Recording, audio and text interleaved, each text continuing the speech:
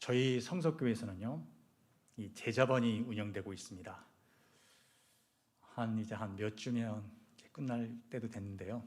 제자반을 통해서 많은 은혜를 서로 받고 있습니다. 서로 격려가 되고 위로가 되는 그런 시간인 것 같습니다.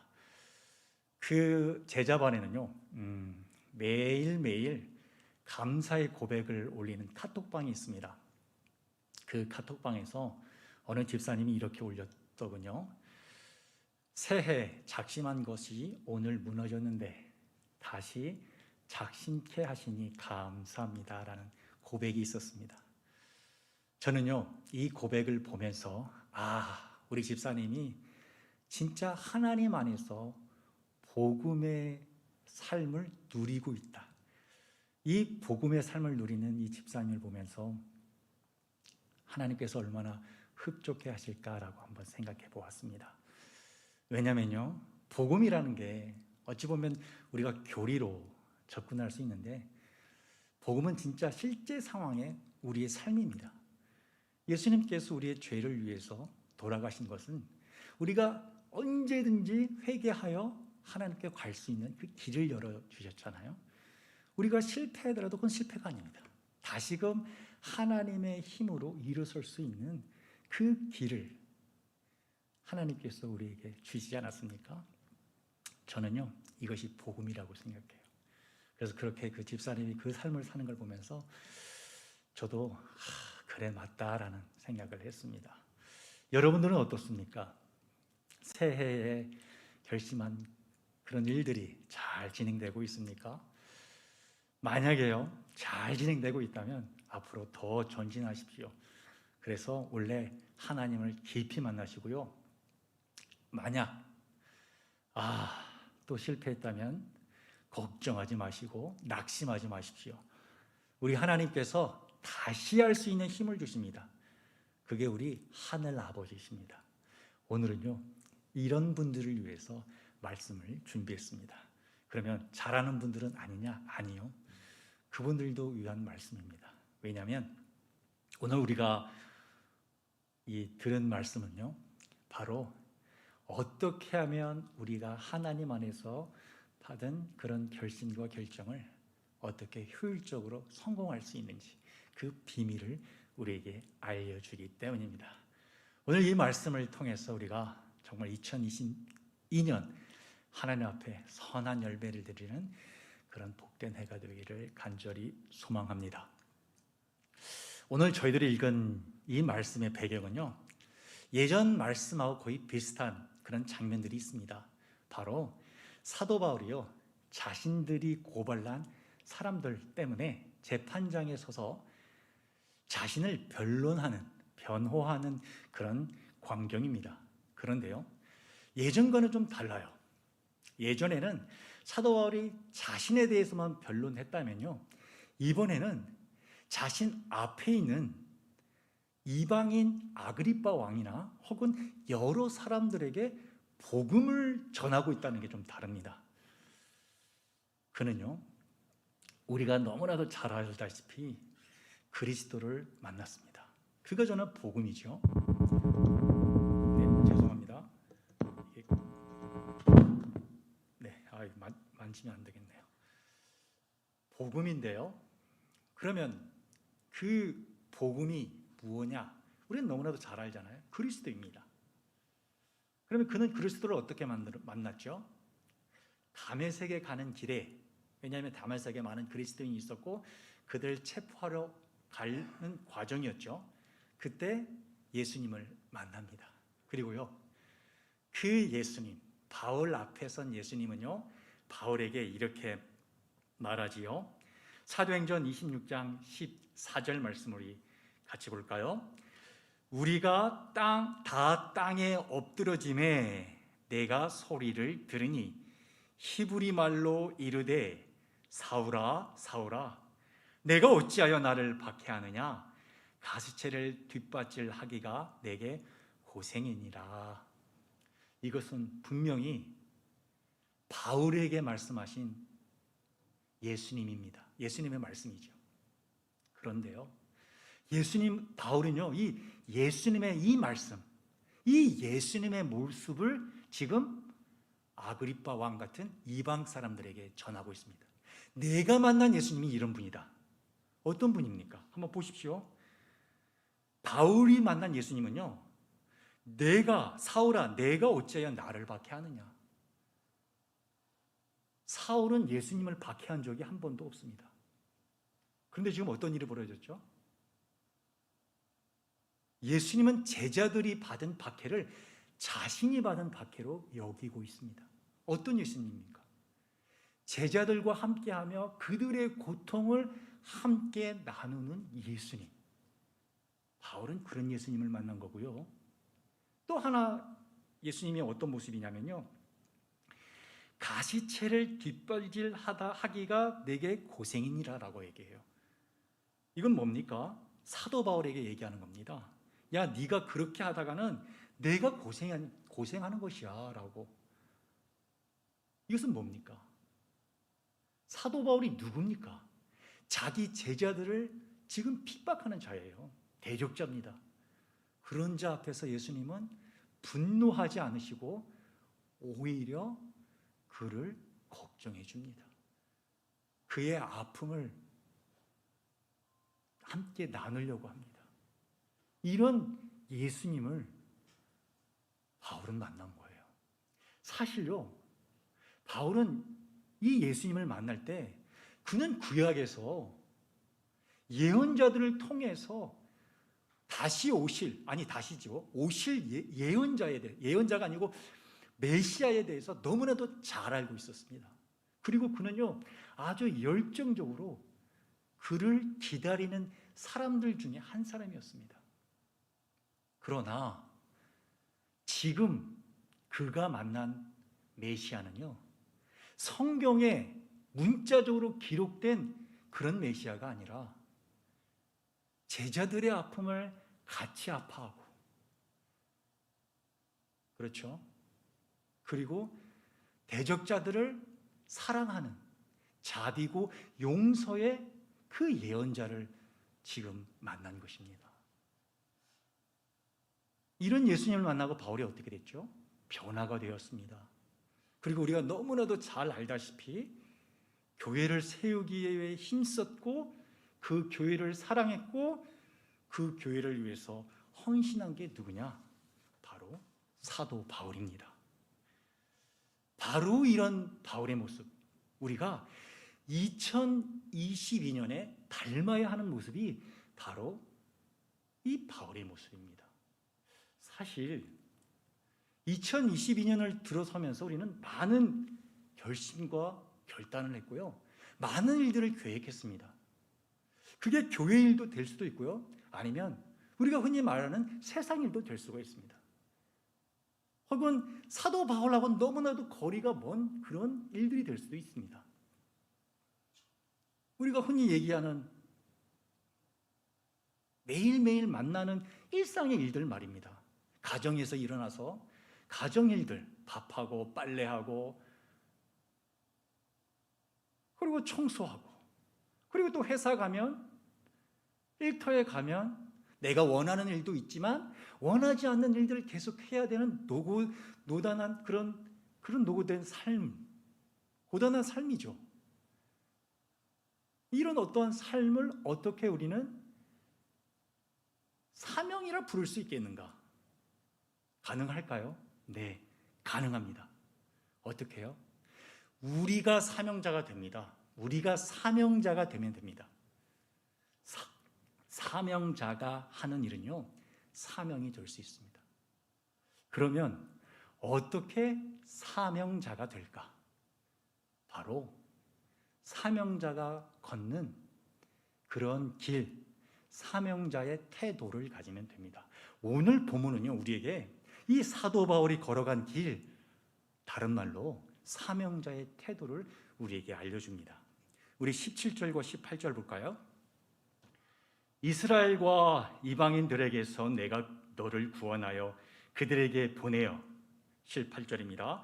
그 눈을 뜨게 하여 어둠에서 빛으로, 사탄의 관세에서 하나님께로 돌아오게 하고, 죄 사함과 나를 믿어 거룩하게 된 무리 가운데서 기업을 얻게 하리라 하더이다. 이 말씀은요, 바울이 예수님께 받은 사명입니다.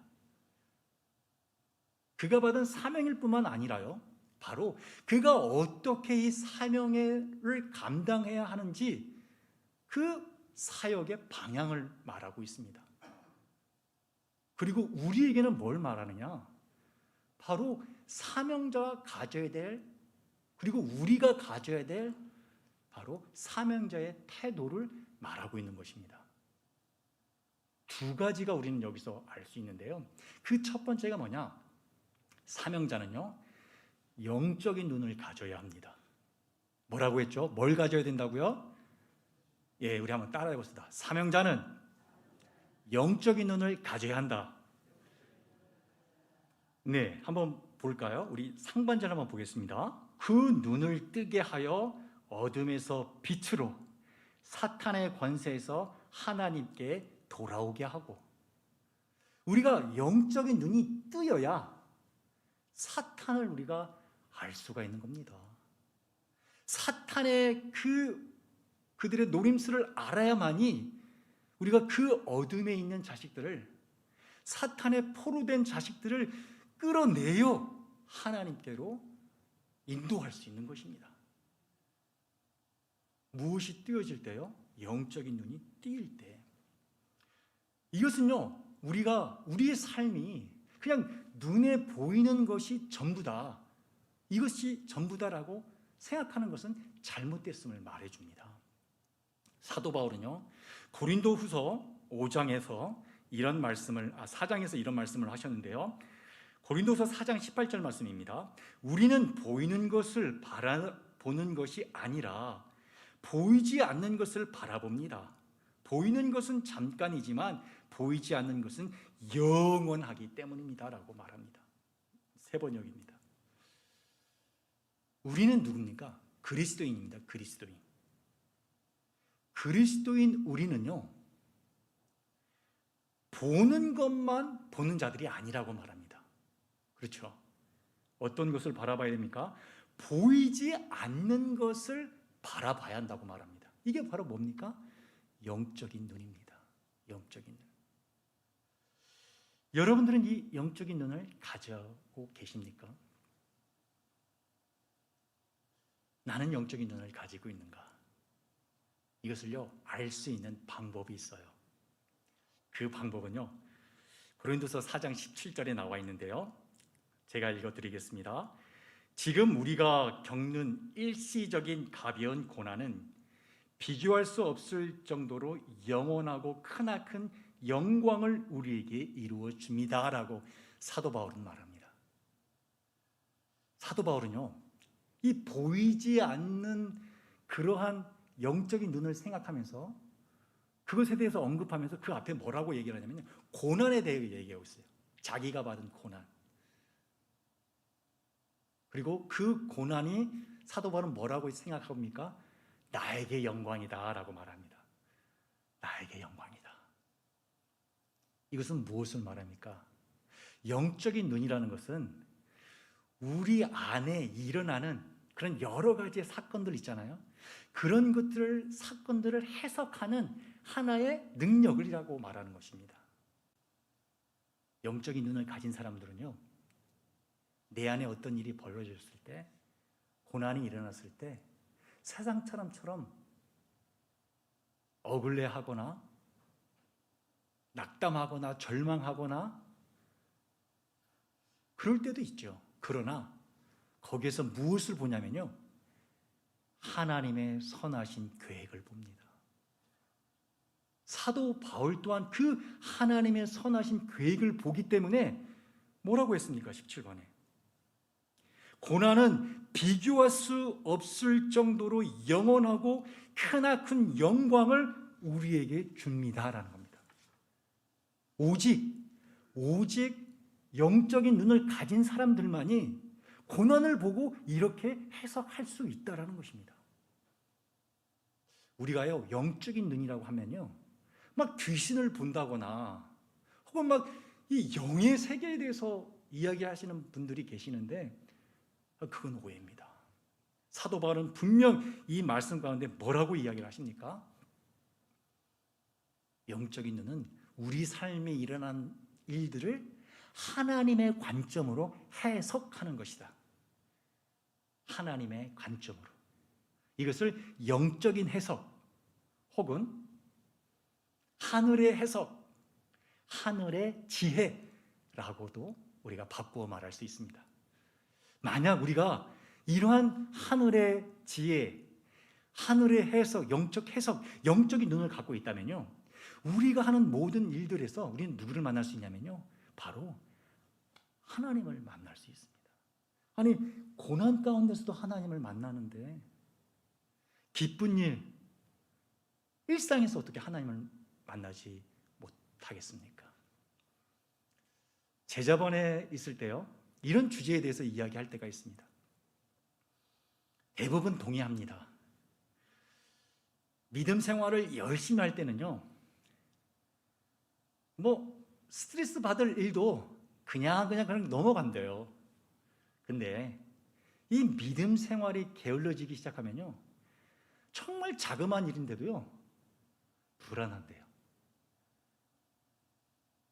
근심 걱정이 막 들어온대요. 그리고 분노가 일어난대요. 왜 이럴까요? 잊지 마십시오. 지금도요, 이 세상의 권세 잡은 마귀는요, 우는 사자처럼 삼킬자를 찾아 다니고 있습니다. 베드로전서 5장 8절 말씀입니다. 그 앞에서 베드로는 뭐라고 얘기합니까?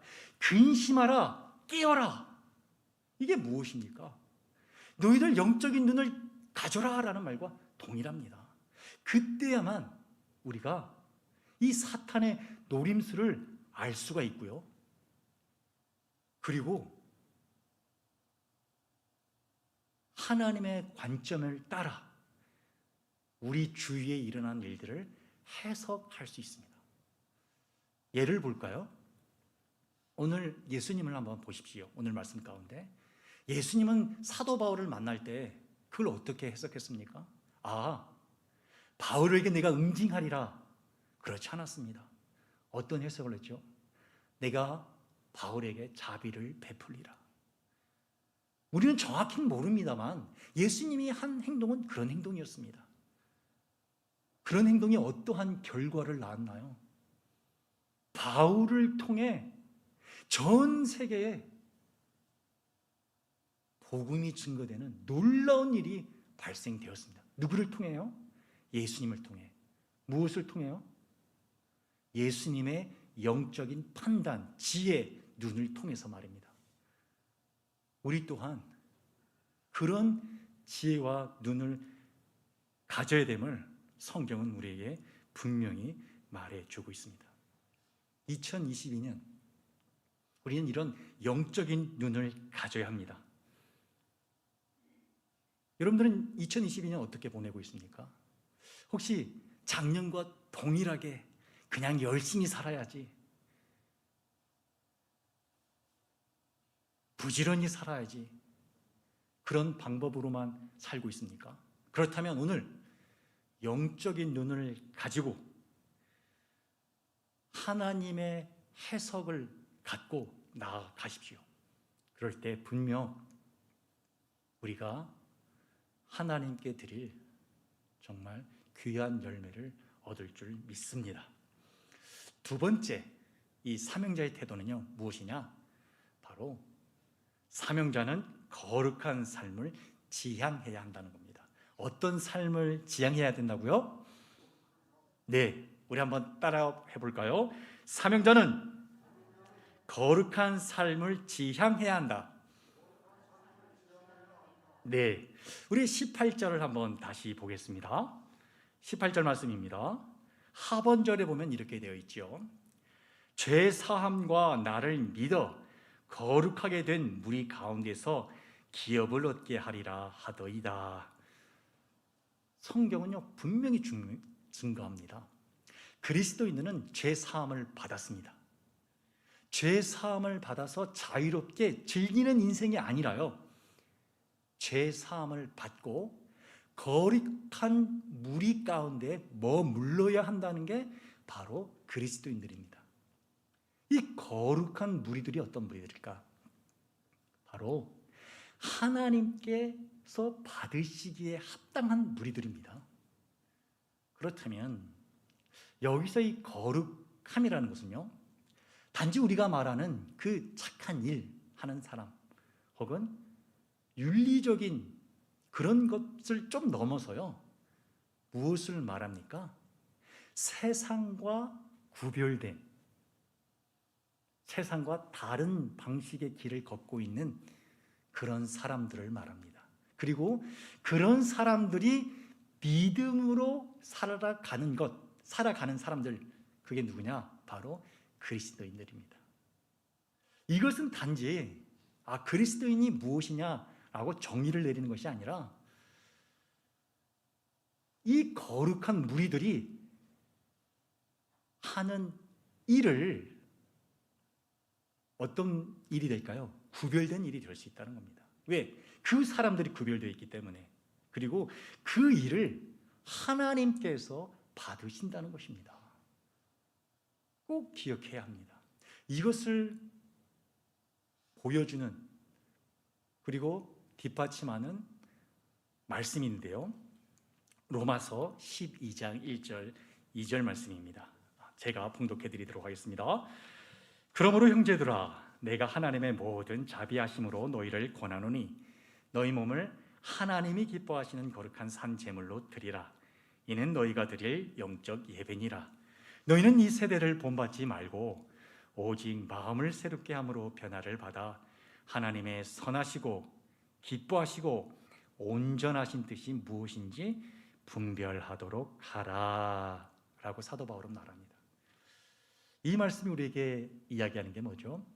우리가 있는 그 처소가요, 바로 예배의 장소가 될 수 있다는 겁니다.